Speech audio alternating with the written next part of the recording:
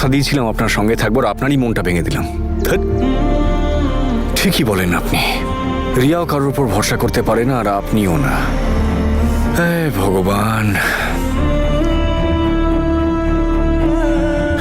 একটু বেশি দুঃখ দিয়ে ফেলেছি আমি আপনাকে।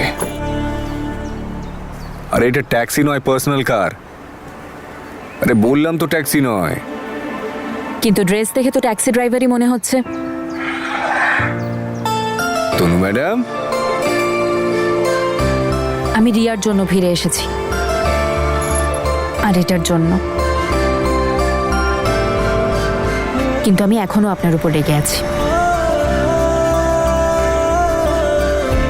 আপনি এটার কথা যখন তুললেন তখন আই প্রমিস আপনাকে মানিয়ে নেব।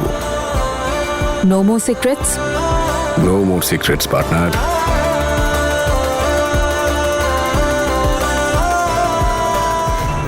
আই এম সরি, সেদিন তোমাকে আমি মিথ্যে প্রমিস করেছিলাম তোমার বাবাকে নিয়ে আসার, আর এটাও বলেছিলাম যে তোমাকে হস্টেলে যেতে হবে না। কিন্তু রিয়া, এই সব কিছু এখন তোমার পপিন্সে ডিসাইড করবে। কিন্তু হ্যাঁ, তুমি কিন্তু একদম স্যাড হবে না। আমি তোমাকে প্রমিস করছি আমি ওনাকে বোঝানোর পুরো চেষ্টা করব, কিন্তু তার জন্য তোমাকে গুড গার্ল হয়ে থাকতে হবে। পপিন্সের সব কথা শুনতে হবে, ওকে? ওকে। চলো এবার তুমি গিয়ে ঘুমু করো। রিয়া, আমার হামি। তাহলে কে এখনো ঘুমোয়নি? পপিন্স, তুমিও আমায় কিসি দাও, আর তনু আন্টি তুমিও।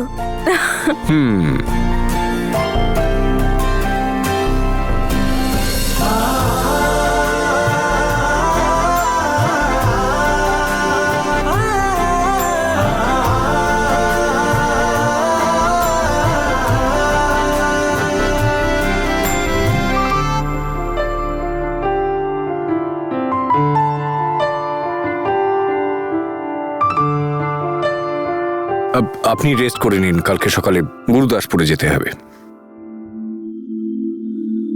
অঙ্গদ,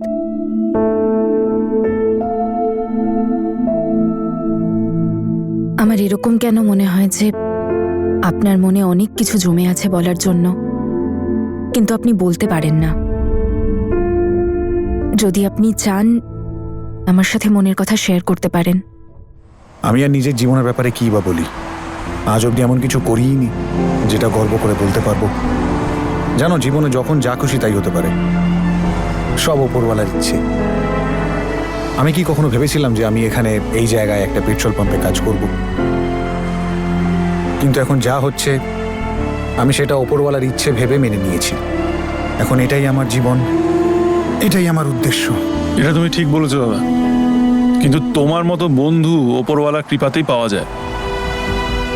এখন আমাদের মাঝে এটা বন্ধুত্বের ডোর, যেটা কোনোদিনও ছিঁড়বে না। কখনো না। আমরা কি আবার বন্ধু হতে পারি? না, আমরা এভাবেই ঠিক আছি। না আমি বন্ধুত্ব করার যোগ্য, না বন্ধুত্ব পালন করার।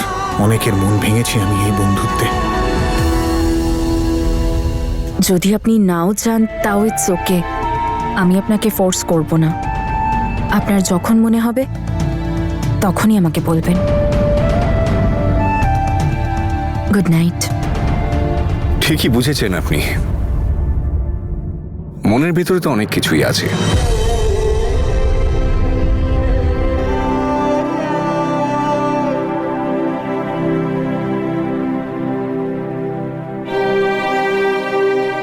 এটা এটা আপনি? এটা আমার দাদা অর্জুন, আর পাশে ওটা বৌদি রিয়া, এদেরই সন্তান।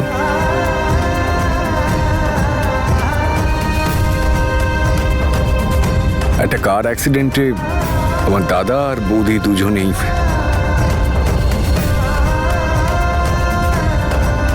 মারা যায়।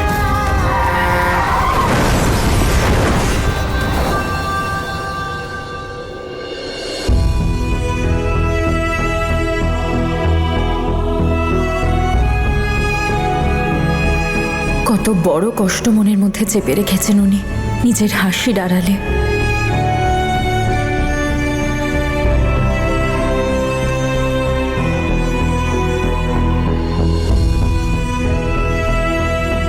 বাবার পরে দাদা বৌদি ছিল লাইফে। সবাই যমজ ভাবতো আমাদের। ওর চুলটা শুধু একটু লম্বা ছিল। আই এম সরি অঙ্গদ, আপনি এইসব আমাকে আগে বলেননি কেন? বলতে পারিনি তনু ম্যাডাম, বলতে পারিনি। I understand. আমরা দুজনেই নিজেদের পুরনো কষ্টগুলো থেকে পালাতে চাইছি, কিন্তু আপনি রিয়াকে হস্টেলে কেন পাঠাতে চান? ওকে নিজের কাছেই কেন রাখেন না আপনি? এই ব্যাপারে অন্য একদিন কথা বলবো তনু ম্যাডাম, প্লিজ।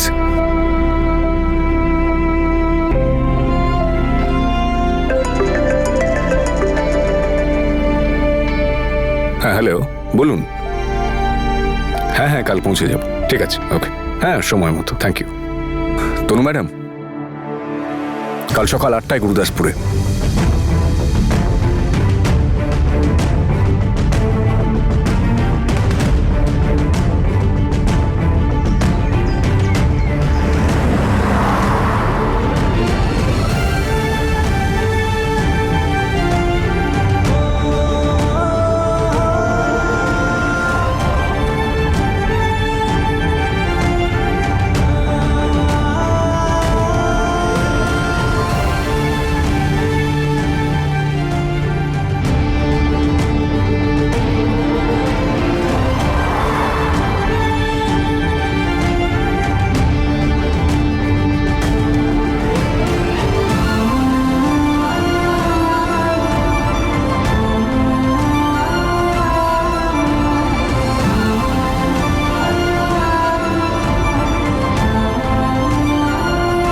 সামনেই গুরুদাসপুরে পেট্রোল পাম্প আছে, পেট্রোলটা ভরে নি।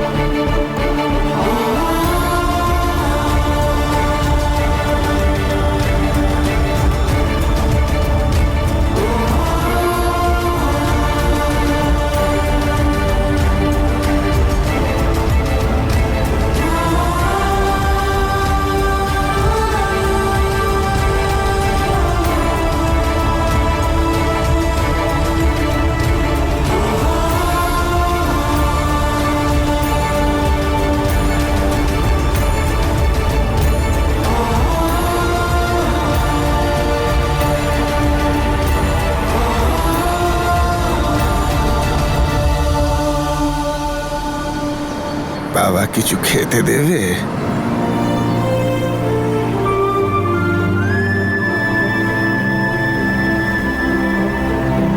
ওপরওয়ালা তোমাদের দুজনকে সুখে রাখুন। সাধু বাবা বলেছেন, আমি বললাম নাকি?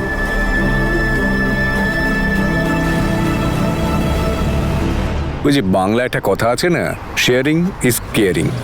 তাই নাকি? আর ইংরেজিতে যেন কি বলে? একা খেতে নেই, দিয়ে খেতে হয়। Go for it. না, আমি এই কমলা লেবুটা খেয়ে নেব, আমার বেশি খিদে নেই। ওকে।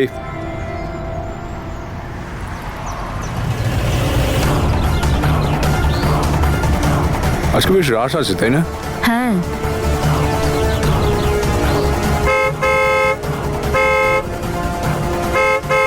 ও ভাই, এত তাড়া কিসের? দাদা, কি হয়েছে? এই কার্ড মেশিনটা কাজ করছে না, একবার চেক করে নাও না।